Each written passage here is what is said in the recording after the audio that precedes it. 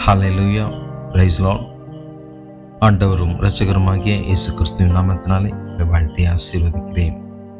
வேதம் சொல்லுகிறது, உபாகமம் 15ஆம் அதிகாரம் வசனம் 5, உன் தேவனாகிய கர்த்தர் உனக்கு சுதந்தரிக்கும்படி கொடுக்கும் தேசத்தில் உன்னை மென்மேலும் ஆசீர்வதிப்பார். ஆமென். கண்டிப்பாக ஆண்டவராகிய இயேசு கிறிஸ்துவை சொந்த இரட்சகராக ஏற்றுக்கொண்ட உங்களை கர்த்தர் மென்மேலும் ஆசீர்வதிப்பேன் என்று வாக்கு பண்ணுகிறார். வேதம் சொல்கிறபடி, உன் தேவனாகிய கர்த்தர் உனக்கு சொன்னபடி உன்னை ஆசீர்வதிப்பதினால் நீ அநேகம் ஜாதிகளுக்கு கடன் கொடுப்பாய், நீயோ கடன் வாங்குவதில்லை. நீ அநேகம் ஜாதிகளை ஆளுவாய், உன்னையோ அவர்கள் ஆளுவது இல்லை என்று கர்த்தர் வாக்கு பண்ணுகிறார். ஒரு ஆமென் சொல்லுங்களேன்.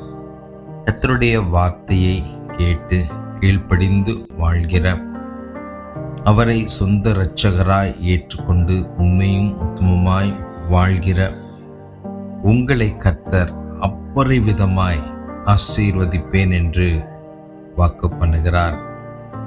வேதம் சொல்கிறபடி, நாம் நிச்சயமாக தாழ்ந்து போவதில்லை. அநேகரை ஆளுகை செய்யக்கூடிய அளவுக்கு கர்த்தர் நம்மை உயர்த்துவார். நம்மை ஒருபோதும் அவர் கீழே விழ விடுவதில்லை.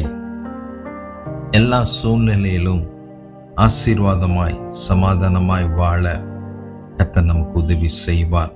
உபாகமம் 11ஆம் அதிகாரம் வசனம் 13-15 சொல்கிறது, நீங்கள் உங்கள் தேவனாகிய கர்த்தரிடத்தில் உங்கள் முழு இருதயத்தோடும் உங்கள் முழு ஆத்மாவோடும் அன்பு கூர்ந்து அவரையே சேவிக்கும்படி நான் இன்று உங்களுக்கு கற்பிக்கிற என் கற்பனைகளுக்கு கீழ்ப்படிந்தால், நீ உன் தானியத்தையும் உன் திராட்சரசத்தையும் உன் எண்ணெயையும் சேர்க்கும்படிக்கு நான் ஏற்ற காலத்தில் உங்கள் தேசத்தில் முன்மாரியையும் பின்மாரியையும் பெய்ய பண்ணுவேன்.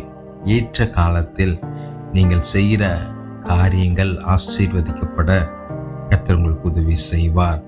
அது மட்டுமல்லாது, மிருக ஜீவன்களுக்காக உன் வெளிகளிலே புல் முளைக்கும்படி செய்வேன். உங்களை சார்ந்து வாழ்கிற எல்லார் வாழ்க்கையிலும் உங்கள் நிமித்தமாக கர்த்தர் ஆசீர்வாதத்தை கட்டளையிடுவேன் என்று வாக்கு பண்ணுகிறார். நீ சாப்பிட்டு திருப்தி அடைவாய். ஆமென்.